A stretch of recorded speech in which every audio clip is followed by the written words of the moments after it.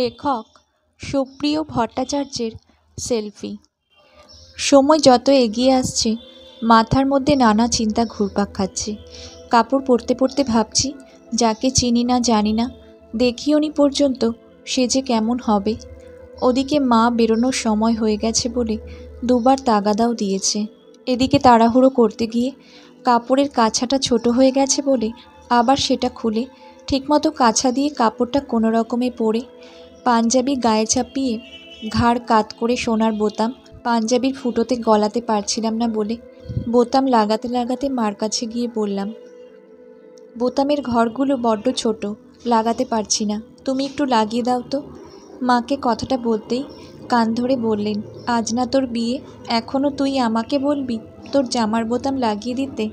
কেন, নিজে লাগাতে পারলি না? দূর মা, তুমি না বিয়ে বাড়ি ভর্তি লোকজন, তাদের সামনে কান টেনে ধরছ। কানটা ছাড়ো, লাগছে বলে গলার নিচের পাঞ্জাবির অংশটা টেনে ধরে মাকে দেখিয়ে বললাম, দেখো কেন লাগাতে পারছি না। বোতামের ঘরগুলো ছোট হওয়ায় ঢুকছে না বলে তো তোমার কাছে এলাম। মা কানটা ছেড়ে দিয়ে সোনার বোতাম লাগিয়ে দিতে দিতে বললেন, শুধু বড়ই হয়েছিস, একটা কাজ যদি গুছিয়ে করতে পারিস। কানে হাত বুলোতে বুলোতে অন্যদিকে তাকিয়ে মনে মনে বললাম, গুছিয়ে কোনো কাজ ঠিকমতো করতে পারি না বলেই তো যাকে ভালোবেসেছিলাম তাকে বিয়ে করতে পারলাম না। এখন অন্য একজনকে বিয়ে করে অন্তত তাকে দেখাই আমিও পারি বিয়ে করতে। বোতাম লাগানো শেষ করে মা বললেন, কি ছেলে তুই, বিয়ে করতে যাচ্ছিস, কোথায় আনন্দ করবি? তা না, মুখ গোমড়া করে আছিস কেন? তুই বলেছিলিস বলেই তো মেয়ে দেখেছি, মেয়েও খুব সুন্দর, দেখিস তোর সাথে ভালো মানাবে। নে আর দেরি করিস না, তোর বাবা আর জ্যাঠা গাড়িতে বসে আছে, তুই তাড়াতাড়ি গিয়ে গাড়িতে ওঠ। গাড়ি থেকে বাবা মাথাটা বার করে জোরে বলতে লাগলেন, মেয়ের বাড়ি যেতে মোটামুটি 1 ঘন্টা লাগবে, সেখানে গিয়ে আবার আশীর্বাদও করতে হবে।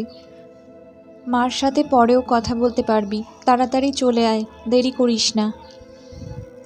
হ্যাঁ বাবা, আসছি বলে মাকে প্রণাম করে কাপড়টা এক হাতে খানিকটা গুটিয়ে ধরে আমি শশাঙ্ক গাড়িতে গিয়ে উঠলাম।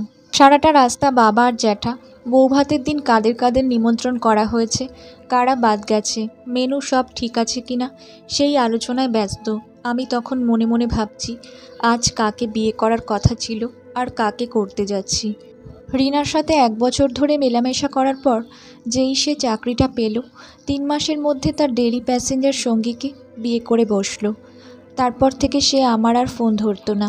1 সপ্তাহ পর একজন বন্ধুর মারফত রিনার অফিসের নাম্বার পেয়ে আমি আমার অফিসের ফোন থেকে যখন তাকে ফোন করলাম, তখন সে ফোনটা ধরতেই বলেছিলাম, তুমি আমাকে এভাবে ঠকালে কেন? সে বলেছিল আমি নাকি যত টাকা মাইনে পাই আর সে যাকে বিয়ে করেছে সেই ছেলে আমার থেকে অনেক বেশি পায় আর দেখতেও অনেক বেশি হ্যান্ডসাম। সরাসরি কথাটা শুনে খারাপ লাগলেও রিনাকে বলেছিলাম, আমাকে তোমার পছন্দ না সেটা আগেই বলতে পারতে। এখন তোমার কথা শুনে মনে হচ্ছে তুমি তো তাহলে কোনোদিনই আমাকে ভালোবাসোনি। সে বলেছিল, দেখো ওসব ভালোবাসাবাসি আমি অত বুঝি না, তখন কোনো অপশান ছিল না বলে তুমি পছন্দ ছিলে, পরে তোমার থেকে বেটার পেয়ে গেছি বলেই তো তাকে বিয়ে করে নিয়েছি। তুমিও এবার দেখে শুনে একটা বিয়ে করে নাও বলে সেদিন সে বলেছিল, আমার এই অফিসের নাম্বারে আর কখনো তুমি ফোন করবে না বলে ফোনটা কেটে দিয়েছিল। অপমানে সেদিন কান গরম হয়ে গিয়েছিল বলে অফিস থেকে তাড়াতাড়ি বাড়িতে ফিরে মাকে বলেছিলাম, তুমি মেয়ে দেখো, আমি বিয়ে করব। মা ঘটক লাগিয়ে 5 মাস ধরে গোটা কতক মেয়ে দেখার পর আজ যাকে বিয়ে করতে চলেছি তাকে আমি না দেখলেও বাবা মার খুব পছন্দ হয়েছে শুনে আমি মত দিয়েছি। গাড়ি সোজা পাত্রীর বাড়ির সামনে এসে দাঁড়ালো। পাত্রীর বাড়ির লোকজন শাক বাজিয়ে উলুধ্বনি দিয়ে বরণ করে জল মিষ্টি খাইয়ে দোতলায় নিয়ে গিয়ে বর আসনে বসিয়ে দিলেন। পাত্রীর বাবা মা আমার বাবা আর জ্যাঠাকে এসে বললেন, আশীর্বাদের কাজটা মিটিয়ে নিলে পারতেন। বাবা বললেন, আমিও তাই ভাবছিলাম, আপনি ব্যবস্থা করুন, আমরা এখনই মেয়েকে আশীর্বাদ করব। পুরোহিত মশাই আশীর্বাদের জায়গা যখন গোছাচ্ছিলেন, মেয়ের বাড়ির একজন মহিলা এসে মেয়ের বাবাকে বললেন, দাদা স্বপ্না তো ঘরে নেই। খুঁজতে দোতলার বারান্দায় গিয়ে দেখি বারান্দার রেলিংয়ের সাথে একটা দড়ি নিচে পর্যন্ত ঝুলছে। স্বপ্না মনে হয় পালিয়েছে। খবরটা শোনা মাত্র পাত্রীর বাবা চেয়ার থেকে উঠে তাকে বললেন, কি বলছিস তুই, পালিয়েছে মানে? হ্যাঁ, আমি সত্যি বলছি, স্বপ্না ঘরে নেই।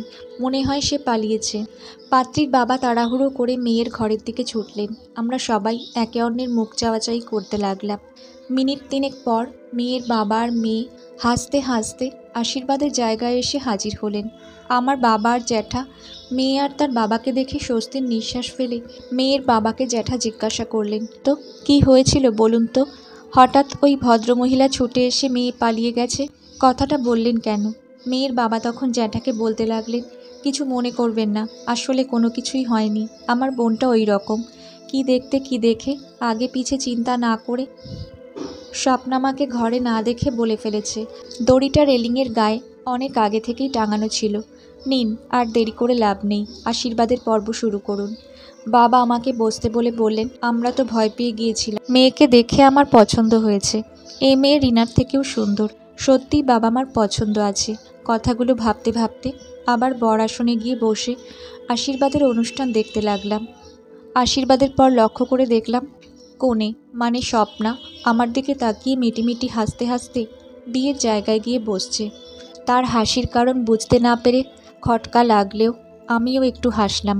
বিয়েটা আমার হয়ে গেল। পুরোহিত মশাই যখন বিয়ের মন্ত্র পড়াচ্ছিলেন তখন নতুন বউয়ের পাশে বসে একটা সেলফি তুলেছিলাম। রিনাকে সেটা পাঠিয়ে তলায় লিখে দেব, আমিও বিয়ে করেছি এবং তোমার থেকেও সুন্দর দেখতে মেয়ে। যখন সেলফিটা তুলছিলাম তখন পাশে বসা নতুন বউ স্বপ্না গলার স্বর নামিয়ে একটু আসতে বলল, সেলফি তুলছেন কেন? কাউকে পাঠাবেন নাকি? তাড়াতাড়ি দুটো শট নিয়ে ফোনটা পাঞ্জাবির পকেটে রেখে বললাম, কাউকে পাঠাবার জন্য না, তুলে রাখলাম স্মৃতি হিসেবে। পরবর্তীকালে যখনই এই ছবিটা দেখব তখন আজকের এই বিয়ের দিনটার কথা যাতে মনে পড়ে। আমার কথা শুনে স্বপ্না আমার মুখের দিকে কয়েক মুহূর্ত তাকিয়ে মুখটা ঘুরিয়ে খুব আস্তে বলল, ছবিটা হয়তো সত্যিই আপনার কাছে স্মৃতি হয়ে থাকবে। কথাটার মানে সেই মুহূর্তে না বুঝে আমি হেসে বলেছিলাম, আমাদের প্রথম অ্যানিভার্সারিতে এই ছবিটা পোস্ট করব। পরদিন সকালে বউ নিয়ে বাড়ির সামনে দাঁড়ালে মা, জেঠিমা এবং আত্মীয়দের মধ্যে যারা এসেছিল তারা সবাই নতুন বউকে বরণ করে ঘরে তুলল। বাবা এগিয়ে এসে আমাকে বললেন, তোর এখন আর কোনো কাজ নেই, তুই তোর ঘরে গিয়ে রেস্ট নে।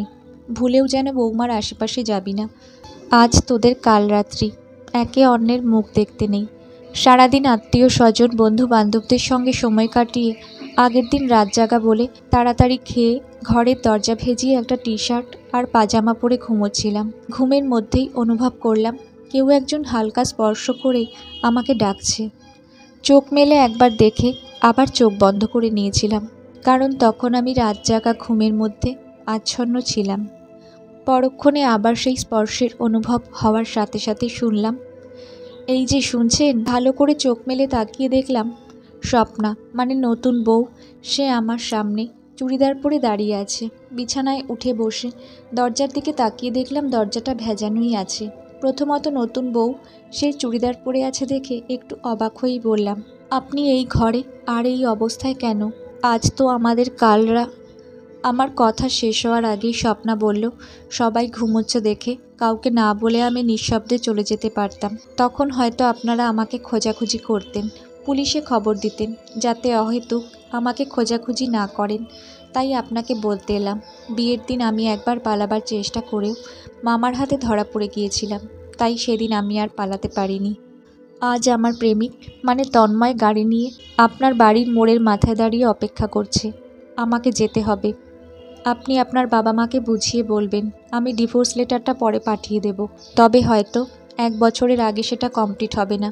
একটা অনুরোধ, এবার যখন কাউকে বিয়ে করবেন নিজে গিয়ে অন্তত তাকে একবার দেখবেন এবং পারলে মেয়ের সাথে আলাদা করে কথা বলবেন। আপনি যদি নিজে আমাকে দেখতে আসতেন আর আমার সাথে কথা বলতেন তাহলে হয়তো আপনাকে আর আমাকে আজ এই পরিস্থিতির মধ্যে পড়তে হতো না।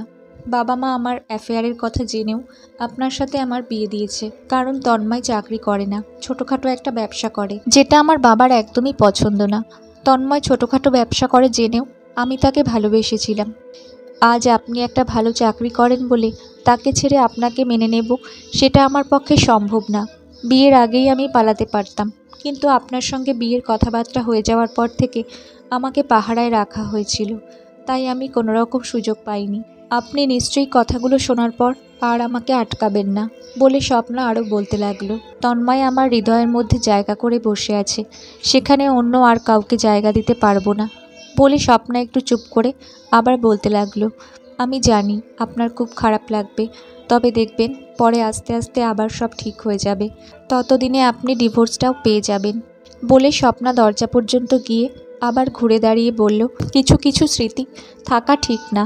আপনি আপনার ফোনের গ্যালারি থেকে বিয়ের সময় যে সেলফি নিয়েছিলেন পারলে সেটা ডিলিট করে দেবেন বলে সে দরজাটা খুলে বাইরে বেরিয়ে গেল।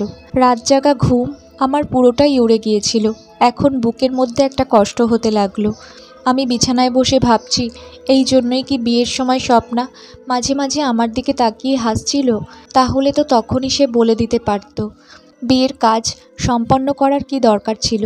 এখন যা হলো তাতে আমার বিয়েটা হয়েও হলো না। বউ বোধহয় আদৌ আমার কপালে নেই। বাড়ি ভর্তি লোকের সামনে মান সম্মান তো যাবেই, সেই সঙ্গে বাবা মা যে কীভাবে পরিস্থিতি হ্যান্ডেল করবেন বুঝতে পারছি না।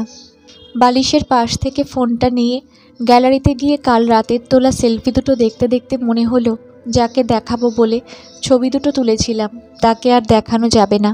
ছবি দুটো ডিলিট করে বাবা মার ঘরের দিকে পা বাড়ালাম, স্বপ্নার ঘটনাটা সব বলতে, যাতে তারা থানা পুলিশ না করে স্বপ্নার বাবা মাকে খবরটা দেয়।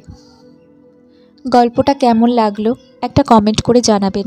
যদি ভালো লাগে তাহলে প্লিজ একটা সাবস্ক্রাইব করে আমার পাশে থাকবেন। ধন্যবাদ।